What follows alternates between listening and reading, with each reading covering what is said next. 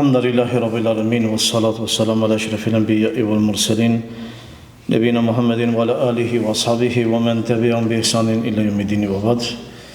Fillimisht e falënderoj Allahun Azza wa Jalla, i cili na të bojnë këtë vend, lutë Allahun ashtu siç na të bojnë këtë vend, na të bojnë xhenetin e Tij. Me lenin Allah, pasi që fola rreth prindërve, pastaj fëmijëve, pastaj farrefisit, edhe po ashtu edhe fëmijësisë.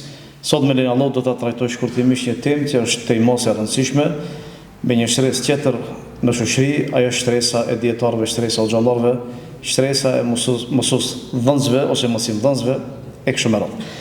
Do thotë, kjo temë për sa i përket rëndësisë është tejmose e rëndësishme.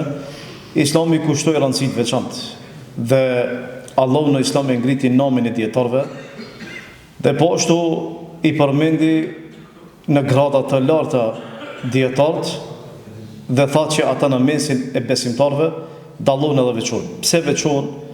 Pse dallojnë dhe cilat janë dukuritë që e manifestojnë thatësinë emocionale që kemi karshi dietarëve, karshi mësuesve, mosimdhënësve kohëve të fundit. Edhe pse kjo si dukuri normalisht që ka qenë prezente edhe më herët, po kohëve të fundit është shtuar edhe më tepër, një gjë e cila aludon se brendësinë tonë ka thatësi emocionale dhe ato pastaj shkaktojnë probleme në përditshmëri. Pse Allah Azza wa Jalla ngriti dietarët? E para është Allah Azza wa Jalla urdhëroi që ne të i bindemi atij. Allahu tha: "Ya ayyuhalladhina amanu athi'u Allaha wa athi'u ar-rasula ulil amri minkum." O ju besimtar, binduni Allahut, binduni të dërguarit të Tij dhe binduni udhëheqësve. Dietar thonë që këtu nuk përfshin vetëm se udhëheqësit, qëllimi është për udhëheqësit muslimanë në shtetin islam, po këtu përfshihen edhe dietarët. Ibn Taymija thot rahimullah që këtu përfshihen dy lloje, dy shtresa. Edhe përgjegjësit, do thotë që janë prisit, po ashtu edhe dietarët. Nëse ata përmirësohen, do të përmirësohen edhe njerëzit. Nëse ata prishin, do të prishin edhe njerëzit. Edhe kjo është realiteti. Nëse prishin xhallarët, nëse prishin dietarët, do të prishin edhe njerëzit, do të prishin edhe paria. Nëse prishin udhëheqësit, atëherë prishet edhe populli. Kur e ke udhëheqësin e prishur, atëherë normalisht që mos prit me pasën edhe njerëz të cilët janë të hajrit, normalisht nuk po them gjithë, po në përgjithësi, për shkak se situata është e tillë që i bën që të prishin edhe ata. Kjo është e para, shkurtimisht, për shkak se si tema është shumë e gjatë. Unë do t'i përmendi shkurtimisht me një radhë. E dyta është që Allah Azza wa Jall e mohoi që të jenë barabartë dietarët dhe ata të cilët nuk dinë. Allah Azza wa Jall tha: "Kul hal yastawi alladhina ya'lamun wal ladhina la ya'lamun." A barazon ata që dinë me ata që nuk dinë? Normalisht që jo. S'ka mundësi me qenë barabartë ata që dinë me ata që nuk dinë. E treta, Allah Azza wa Jall e ngriti namin e tyre, ngriti gradat e tyre në mesin e besimtarëve. Dhe Allah Azza wa Jall tha: "Yarfa Allahu alladhina amanu minkum wal ladhina utul ilma darajat." Allahu i ngriti besimtarët në grada, e në mesin e tyre i bëri dietarë që qenë në grada më të larta. Do thotë që në mesin e besimtarëve Allah Azza wa Jalla i dallon njerëzit, edhe pse janë gjithë besimtarë, mirë po disa prej tyre dallon, e në mesin e tyre ata që dallon, dhe ajo që i bën që dallohet është dija e tyre, janë dietarët. Nëse ata normalisht besojnë dhe veprojnë me dijen e tyre dhe respektojnë urdhat e Allahut Azza wa Jalla. Po ashtu, Allah Azza wa Jalla urdhëroi që kur kemi pyetje ose kur kemi diçka e cila është e nevojshme për neve për fen ton, të i kthehemi dietarët. Të i kthehemi dietarëve. Dietarët janë ata të cilët janë kandili jon, janë feneri jon, që neve na ndryshojnë, na ndryshojnë edhe rrugën, edhe na mëson se ka drejtojmë dhe ka të nisemi. Kur është pyetja aspekti fetar, ti normalisht i drejtohesh hoxhës, i drejtohesh dietarëve, nuk i drejtohesh kirurgët, për çfarë se nuk ka të bëjë me kirurgji, as nuk ka të bëjë me mjekësi, po ka të bëjë me çështjen e fesë, a është halal apo është haram. Allah Azza wa Jalla tha: "Kur keni nevojë dhe kur nuk dini diçka, kujt i drejtoni? I drejtoni atyre të cilët Allah Azza wa Jalla ju ka dhënë dituri, këtë rast janë dietarët, janë xhallarët." Po ashtu, Allah Azza wa Jalla e ngriti gradën e tyre duke i përmend ata në një ajet që Allah Azza wa Jalla dëshmoi fillimisht vetë për veten e Tij, pastaj melekët e pastaj dietarët. Që të përmendesh me një ajet dëshmie, ku Allah dëshmon për njësinë e Tij, do thotë që është një, dhe që veç ajo meriton që të adhurohet. Edhe pastaj që për këtë gjë dëshmojnë edhe melekët, e më pas dëshmojnë edhe dietarët, kjo me të vërtetë e tregon vlerën e dijes së të madhe që e ka dhe po ashtu vlerën e dietarëve. Allah Azza wa Jalla tha: "Shahid Allahu annahu la ilaha illa hu wal malaikatu wa ulul ilmi qa'iman bil qist. Allahu tha dëshmon Allahu për veten e tij që nuk ka të adhuruar tjetër përveç Allahut. Dhe për këtë gjë dëshmojnë edhe melekt, edhe për këtë gjë dëshmojnë edhe dietarët. E kur Allahu i përmendi dietarët paralel me një ajet, pasi që e përmendi veten, dhe pasi që i përmendi melekt, edhe pastaj i përmendi dietarët, kjo tregon vlerën e madhe të dijes dhe po ashtu atyre të cilët e posedojnë atë dije që është do thotë që janë do thotë dietarët. Me këtë rast çdo njeri prej neve duhet ta kuptojë realitetin e atyre të cilët janë do thotë dietarë, dhe realitetin e dijes dhe realitetin asaj që e bartin ata burra ose ata njerëz. Po ashtu Allahu subhanahu i bëri ata që ta njohin më së miri Allahun. Ma mirë se sa që e njohin dietarët Allahun subhanahu askush tjetër nuk e njeh. Për shkak se sa më shumë që ti e njeh Allahun, as më shumë ja ke dhe frikën realisht. E nuk ka mundësi për me njofti Zotin tan përveç se ti nëse ke njohuri. E pa njohuri nuk ka mundësi për me njoftë Allahun. Ti mundesh në sens me njoft shkaku i gjithë atyre argumenteve që i ke në tokë edhe në qiell. Ti ke argumente shumë, e ke qiellin i cili qëndron pa shtyllur. Edhe ndalesh edhe mendon, edhe e shikon, do për me meditu, edhe e shef që kush e mon këtë qiell? Askush, nuk ka shtylla. Pse Allah Zogjel ja ka dhënë këtë ngjyrë që e posedon? Pse nuk i ka dhënë ngjyrë tjetër? Urtësia e Allahut Zogjel. Si ka mundësi toka me qëndru ashtu e rrafsht? Dhe pse janë kriju edhe malet? Edhe pse janë kriju edhe yjet, edhe shumë pyetje tjera që njeriu përgjithësi interesohet për to. E këto ku e çojnë? E çojnë që ta njohin që ka Zot. Allah Zogjel tha: Inne fi khalqi samawati wal ardh wa ikhtilafi al-layli wan nahar la ayatin li ulil albab alladhina yadhkuruna Allaha qiyaman wa qu'udan wa ala junubihim wa yatafakkaruna fi khalqi samawati wal ardh rabbana ma khalaqta hadha batilan subhanaka faqina adhaban nar. Allah Zogjel kur i përmendi ata që meditojnë në krijimtarinë e Allahut dhe në ndryshimin e natës edhe ditës, do thotë ndrimin e natës edhe ditës, tha ka argumente për ata që logjikojnë, që mendojnë. Ti veç mund dal pak edhe me shiku se si ka mundësi me ndryshu ose me ndru dita edhe nata pa asnjë problem. A ka problem në kozmos? A ndodh ndonjë problem? Nuk ndodh. Ti e shef që yjet funksionojnë, e shef që dielli funksionon, e shef që hëna funksionon, e shef që është krejtësisht në sistem. Kush e ka bërë këtë? E ka bërë Allah Zogjel. E nëse ti vesh pak ndalesh edhe mendon edhe logjikon, ku ka me çu kjo? Ka me çu deri në besim? Edhe me thonë, o Zot, ti nuk e ke kriju këtë për kot. Ka një synim. Nuk është krijim i kot, po ka do thot një objektiv. E dietarët janë ata të cilët zakonisht e njohin mirë Allahun Zogjel. Shkaku i ilmit, i dijes që Allah Zogjel u ka dhënë atyre. Prandaj tha Allah Zogjel: "Wa tilka al-amthalu nadribuha lin-nas." Tha ne këto shembuj që ne u asillim njerëzve, gjithë ato shembull që Allah Zogjel i ka përmend Kur'an, dhe i ka përmend do thotë që ne të meditojmë edhe të shikojmë ata, tha wa ma yaqiluha illa al-alimun. Tha ato nuk i di askush ose nuk i kupton askush përveç se dietarëve. E pse? Për shkak se dituria e tyre është dituria e cila i çon që të ndalen, që të mendojnë, ka që ati i cili nuk ka fare interes që të merret me të. Edhe ai i cili ka njohuri, realisht duhet me qenë më afër Allahut Zogjel. Se sa më shumë që njeriu ka dituri, as më shumë edhe e çon që ti meditoj argumentet e Allahut dhe ti njeh ato. Po ashtu dietarët janë ata që më së shumti ja kanë frikën Allahut Zogjel. Sa më shumë që njeriu ka dije, as më shumë duhet me pas frikën Allahut Zogjel. Nuk mundet me qenë kundërta. Për shkak se ashtu edhe iblisi ka pas dituri.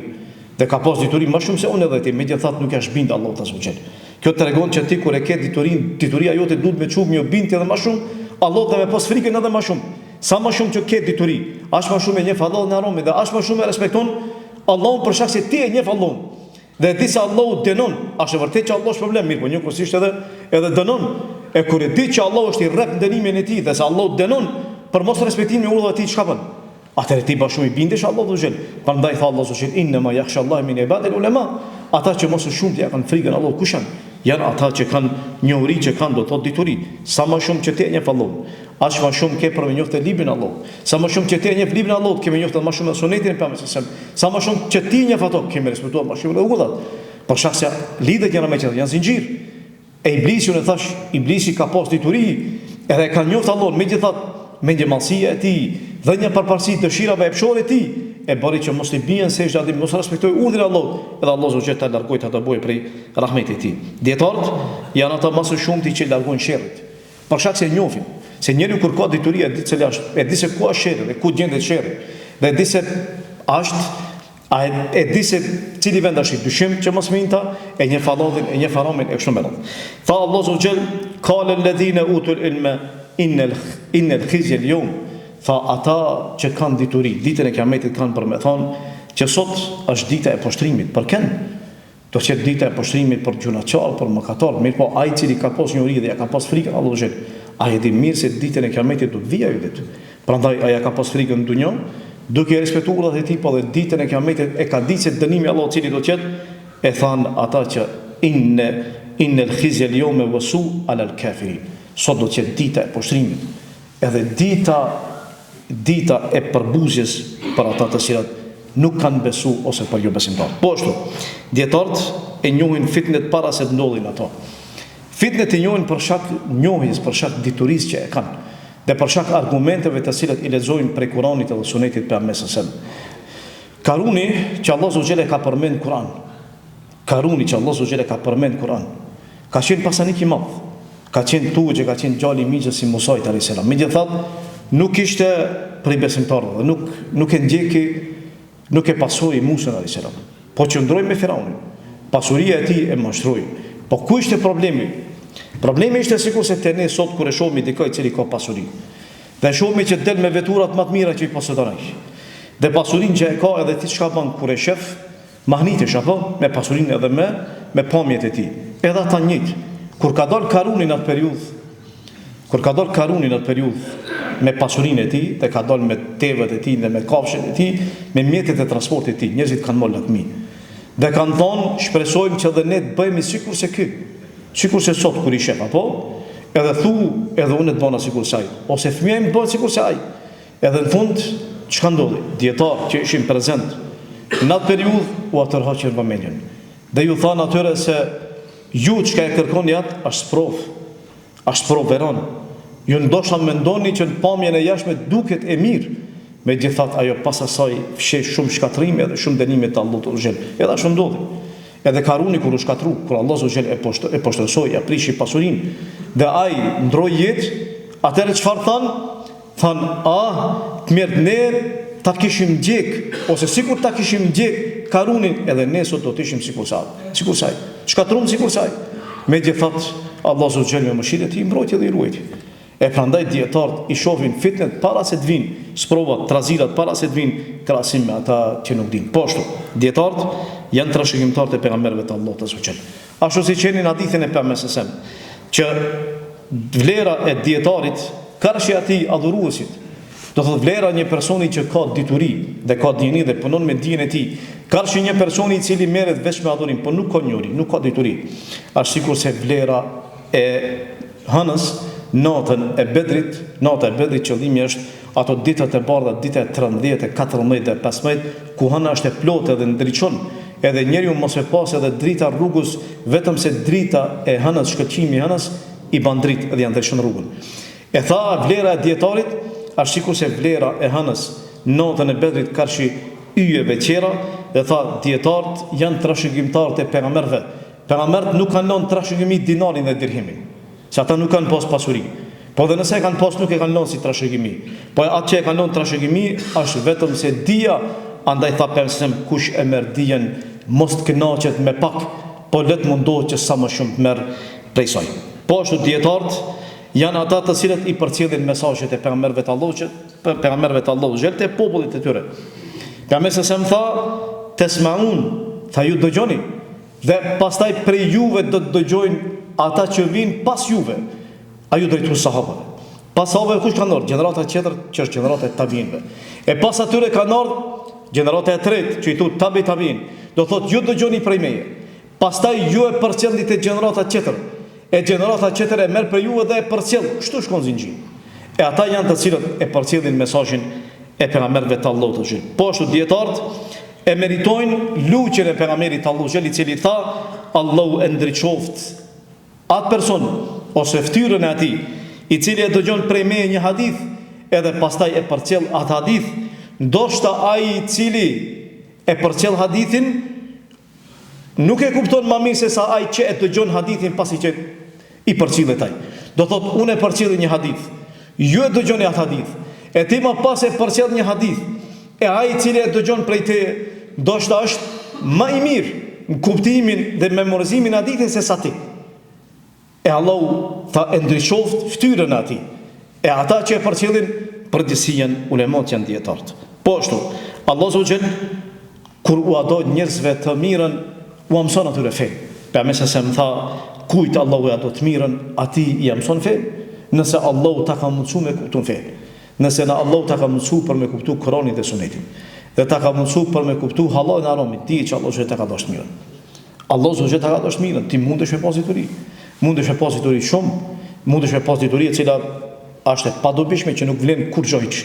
Mundesh me pas dituri e cila është ndaluar sikur si dituria e sehrit, ose shumë dituria të tjera, po dituria e cila është frytdhënëse dhe e cila shpresohet që shpërblesh edhe qesh në rrugën e drejtë, të mbajë në rrugën e drejtë është pikërisht dituria fetare. Po ashtu, ulemat, prezenca e ulemave është një prej shkaqeve të shpëtimit njerëzve. Prezenca e dietarëve, prezenca e xhallarëve, prezenca e mësimdhënësve nëpër shoqëritë tregon që në shoqëri ka hajër dhe ka bereqet. Pejgamberi sa më tha që Allahu subhanahu nuk e merr diturinë me marrjen e saj, po Allahu subhanahu e ngren diturinë me marrjen e ulemave, derisa nuk mbetet asnjë dietar, derisa nuk mbetet asnjë hoxh. Edhe më pas tha njerëzit do t'i marrin të padijshmit, do t'i marrin xahilat, i marrin si udhëhec, ata një herë të devijojnë veten e tyre e më pas i devijojnë edhe qertë. Këto ishin disa prej vlerave të cilat Allahu subhanahu i dalloi dietarët edhe i veçoi ata. Mirë, tash i kthehemi thatësisë emocionale që ka të bëjë me temën që diskutojmë. Pasi që i përmendëm edhe vlerën e dietarëve, sepse ata duhet që të respektohen, dhe pse ata duhet që vlerësohen kështu me radhë, pse Allahu subhanahu i ngriti nomin e tyre, të i kthehemi sot problemet tona që ne kemi sot, thatësi emocionale që kemi ndaj dietarëve. E para prej atyre është mos respektimi i mjaftueshëm i tyre. Mos respektimi i tyre është mos respektimi që ne sot e shfaqim zakonisht kundrejt tyre. Kjo është shfaq thatësinë emocionale që kemi ne me dietar, për shkak se ne realisht nuk ja dimi vlerën. Sikurse ne t'ja kishim ditë vlerën hoxhallarëve tonë, edhe sikurse ne t'ja kishim ditë vlerën dietarëve tonë, sot gjendja jon kishte më qenë më e mirë, apo sot ne nuk e respektojmë mësuesin, nuk e respektojmë as hoxhën, nuk e respektojmë as dietarin, as që kemi interes ta respektojmë të njërin prej tyre. Pavarësisht gjithë atyre argumenteve që i përmenda, edhe ka dhe shumë më tjera, po për ndonjë ligjërat tjetër. Sidoqoftë i kthehemi temës, mos respektimi i mjaftueshëm i tyre aludon do thotë që hoxhallarët ose mos respektimi i mjaftueshëm i hoxhallarëve aludon që ka thatësi emocionale. Për mëse sem porositë dhe tha nuk është prej neve ai i cili nuk e respekton të mëdhin. Nuk është prej neve ai i cili nuk e mëshiron voglin, dhe nuk është prej neve ai i cili nuk ja di hakun, nuk ja di vlerën dietarit. Nuk është prej neve. Nuk do të thotë që nuk është musliman, po do të thotë që ai ka problem kuptimin e imanit të tij. Ai ka problem kuptimin e fesë të tij. Ai nuk e njeh se cili duhet për mësiku, cili duhet me mëshiru, dhe cili duhet për me dhon vlerën atij. Ibn Abasi thoshte djali i miqit të tij. Ibn Abasi ka qenë alim i madh, dietar i madh, megjithatë kur dëgjonte se ndonjëri prej shokëve të Pejgamberit e din ndonjë hadith që ai nuk e di, shkonte te ai dhe qëndronte para derës tij. Edhe tregon edhe vet, tha kur shkoja tek ai, nëse ishte koha e pushimit, koha e drekës, tha jam shtri para derës tij, edhe më ka kap edhe fryma, edhe era, edhe zolli. Për shkak se vend i shkretirës, kur ka frym, e ka marrë me vete edhe zollin e shkretirës, na këtë ka fytyra ime, jam shtri kam prit ashtu. Derisa kur ka dalë për jashtë dhe më ka pa sahabiu që kam shku për e marrë ilmin, më ka thonë pse nuk tregove që të visha deri te ti, për shkak vlerës që e ka pas Ibn Abasi. Mirë, po çfarë thoshte Ibn Abasi? Ibn Abasi thoshte unë jam më meritor që të vi te ti, e jo ti te unë. Për shkak se te dia shkot, e dia nuk vjen te ti. Nëse ti pret me tar dikush te shtëpia, atëre ka bën. Po ti duhesh vet me thë konte tua dhe me shku me qendru para xhallarëve. Për shkak se ja vlen. Për shkak se është pyetje Allahu i dharoi, për shkak se është pyetje xheneti jot. Nëse do këtë rrugat e paqe të duhesh me shku, edhe me qendru. Tha unë jam më meritor që të vite ti, sesa që ti të vish te unë. Imam Ahmedi i thoshte Khalaf el-Ahmar, i thoshte ne jemi urdhëruar që të jemi modest para atyre që na mësojnë. Që jemi modest edhe ku ulej përpara atina. Përpara atij. Ulej përpara atij. Ne sot kemi problem me edukatën kur vimi në xhamia, po se qëndrimin apo ligjërata. Ende se kemi kuptuar se si duhet me qëndru. Edhe pse në shkollë na edukojnë mësuesit tonë se si duhet me qëndru para mësuesit, si duhet me respektu, megjithatë ne nuk e kemi atë respekt.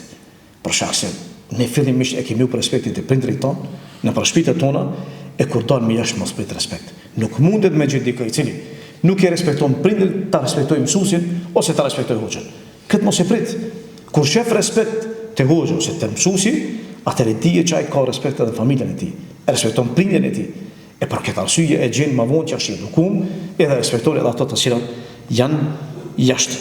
Imam Muslimi i njohur, do thot imami i haditheve, kur shkonte te mësuesi i tij Imam Buhariu, ja puthte kokën atij.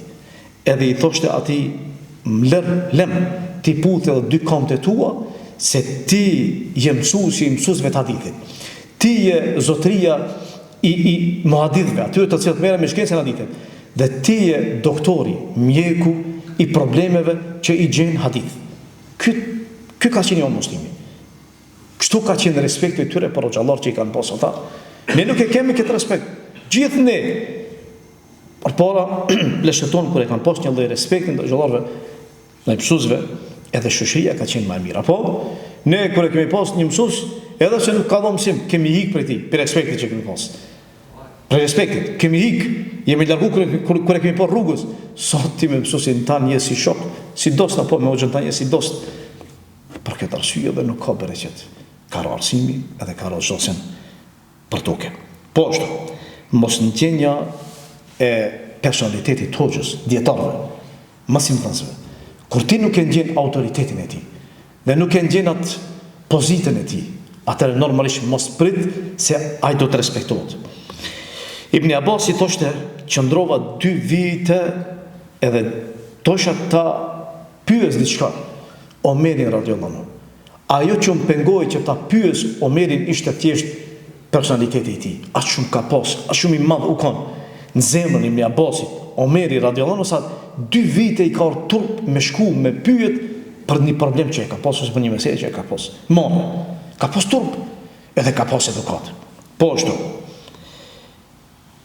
Të folërit gjatë ndejave përpara atyre të cilët janë më vjetri edhe kanë më shumë dituri.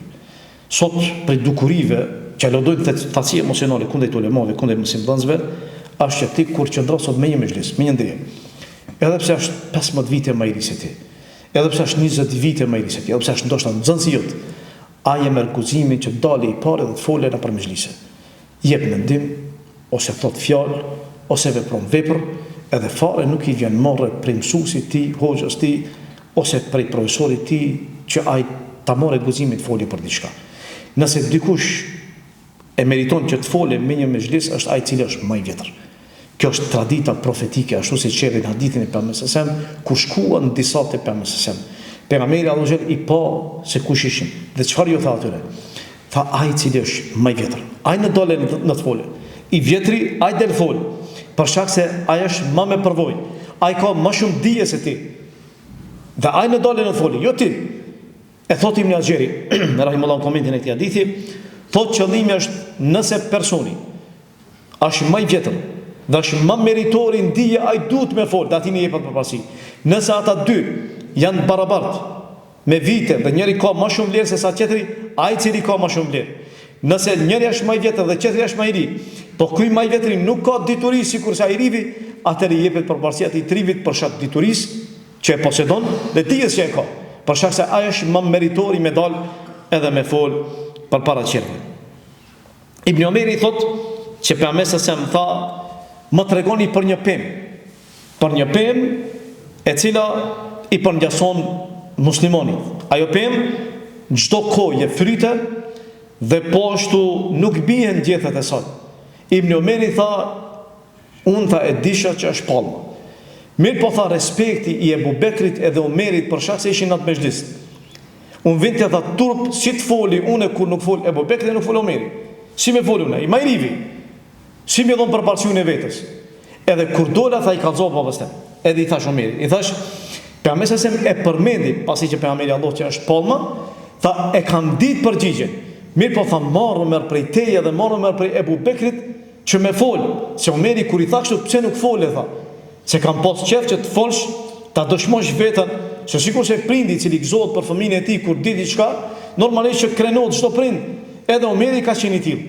Tha pse nuk folën? Tha marrë me folën, se si të foli unë më i rivi aty. Si ka mundësi me folën? A sot nuk ka problem nëse ti e shef se me një mezhlis, ai i cili është më i rivi, atina goja nuk i ndalet. Edhe fol, mendimet e tij nuk ndalen, sikur se qenë më i ditshmi. Do shta është problem mosha, se nga njëra ai i cili është në kohën, në fazën e pubertetit mendon që ai di më shumë se prindi, më shumë se mësuesi, më shumë se hoxha, më shumë se secili. Ama realisht nuk është ashtu, me kohë do ta shohë, sa më shumë që plaket, as më shumë e shef që nuk ka ditë kurrë. As më shumë i shtohet bindja që ai as për vetes ka ditë kurrë. Kështu është. Mirë po nga njeriu mendon se di, po koha e mëson. Prandaj ne kanë një shprehje arab thon, atë që nuk e ka edukuar nana dhe baba edukon koha. Koha të edukon. Sprovat, vështirësi, trazirat të edukojnë dhe mësojnë, do thotë që ti realisht ke qenë me pak dije. Po ashtu, mosmarrja e mjaftueshme prej tyre dhe mos nxitimi për me shku deri te ata. Mosmarrja e mjaftueshme prej tyre do thotë që nuk kanë interes për me mësu fenë e Allahut azza wa jalla, se nuk kanë interes me marr dijen për gjësi, po në veçanti dijen fetare. S'ka interes. Pse se thotë s'kam interes. Çka mban mu dobi dija fetare? Çka mban dobi nëse unë e di halal në haramin? Çka mban dobi nëse unë i mësoj dispozita rregullat? Çka mban dobi? Çka mban dobi? Çka mban dobi? Nëse i mëson rregullat, a mban dobi diçka? A? Pa që të mban dobi. Se mos e pas qenë ashtu, çka kishte për me qenë kjo dunjë? Si ka mundësi ti me ditë halal në haramin nëse nuk i mëson rregullat? Si ka mundësi ti me kuptu realitetin e fesë nëse ti nuk e mëson fenë Allahu xhel? Si ka mundësi? A të ban dobi, normalisht që të ban dobi. Rruhesh prej xhenemit.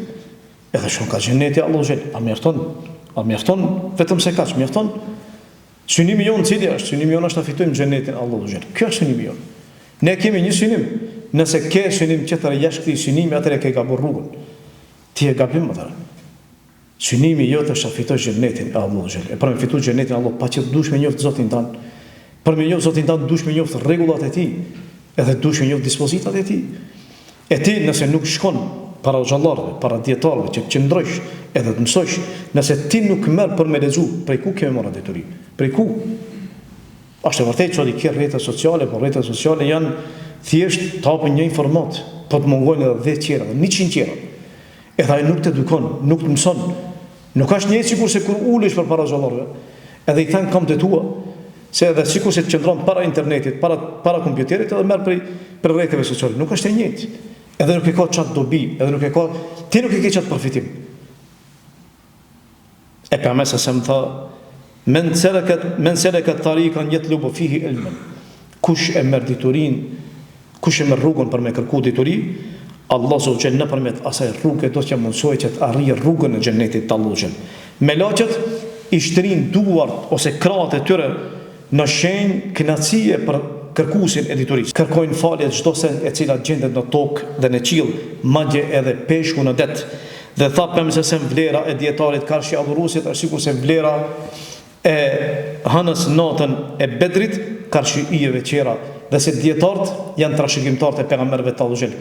Pejgamberët nuk kanë trashëguar, nuk kanë lënë trashëgimi as dinarin as dirhemin, po e kanë lënë vetëm se dijen kush merr prej saj, mos mjaftohet me pak, po let mundohet sa më shumë që të marrë prej saj. Po ashtu, qortimi ose kritike e dietarëve në formën më të këqija, në forma të cilat atyre u azbret autoritetin, personalitetin e tyre. Sot fatkeqësisht shohim shpesh që kritikon dietarët, cenon ndyrë e tyre dhe po ashtu mundohet që zhvishet personaliteti i tyre. Por realisht kjo çon vetëm se shkatërrin o xhallarët ose dietarët nuk janë përsosur. Askush prej neve nuk është i përsosur. Ne gjithë jemi krijesa. Jemi krijesa të Allahut xhel, kemi mangësi, për shkak se pejgamberi sa më tha çdo biri i Ademit është gjunaqar, por gjunaqari më i mirë është ai i cili pendohet. Edhe xhallarët o dietarët përfshihen këtë stres. Ne jemi njerëz, nuk kemi melaçe.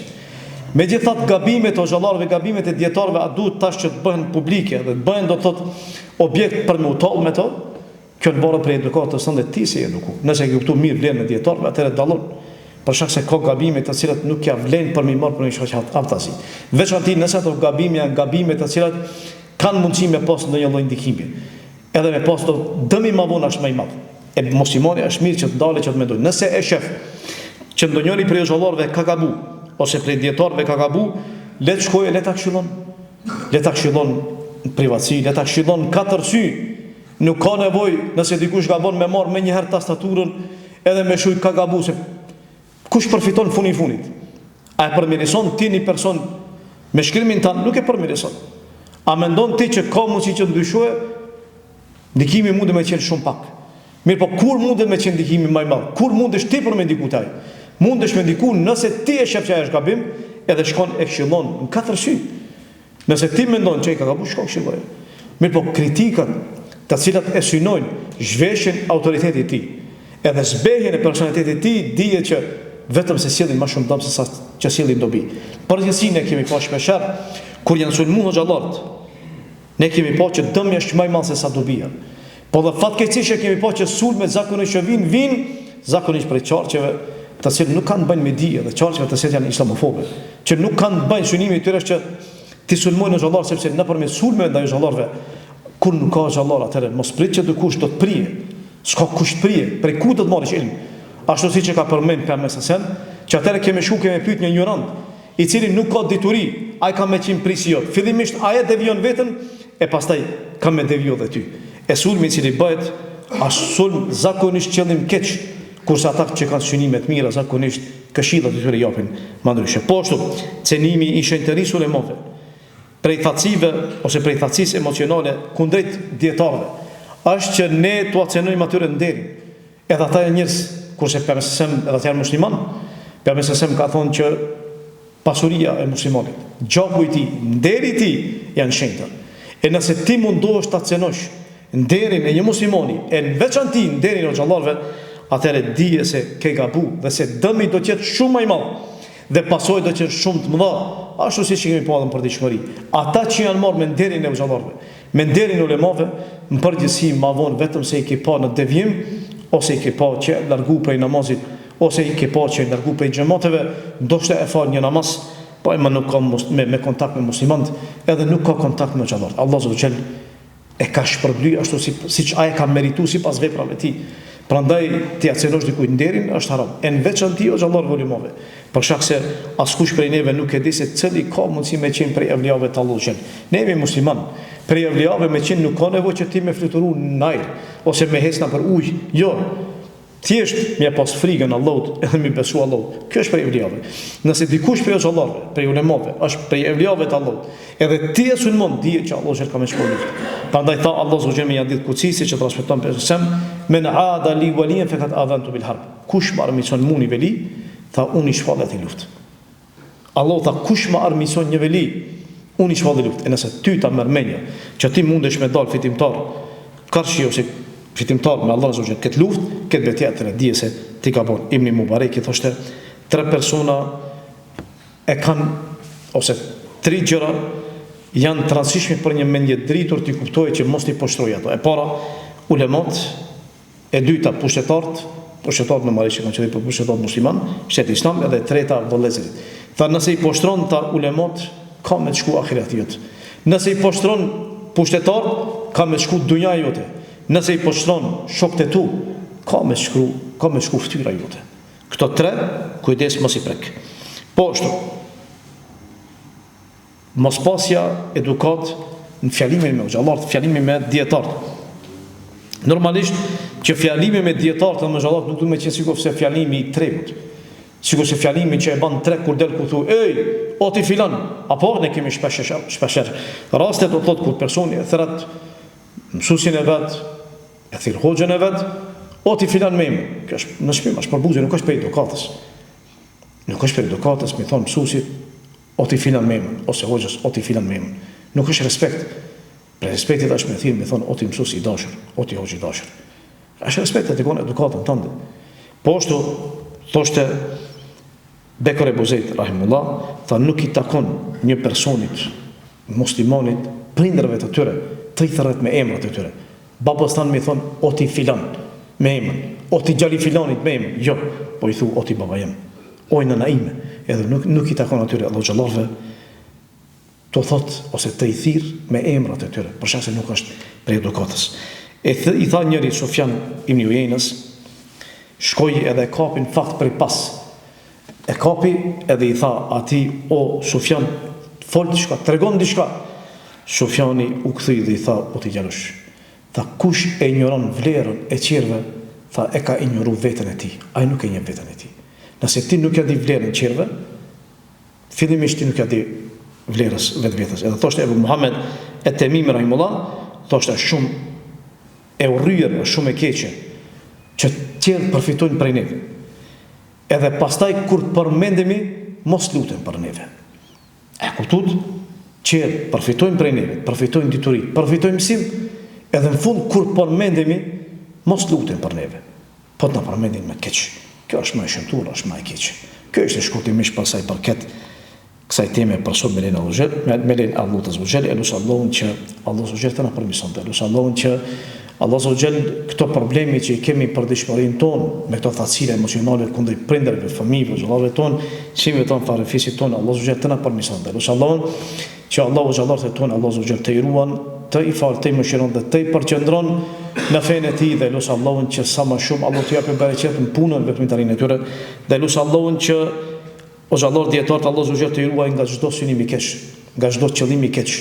Dhe elush Allahu xhallahu që të mbroj nga çdo sherr, nga çdo e keqe, dhe elush Allahu që neve na bën që i respektojmë ata, i nderojmë ata, dhe u japin hakun ashtu siç e meritojnë ata, dhe elush Allahu xhallahu që na mëshiron nga gjunat e na pastron. Wa qulu qawli hadha wastaghfirullaha li wa lakum walhamdulillahi rabbil alamin.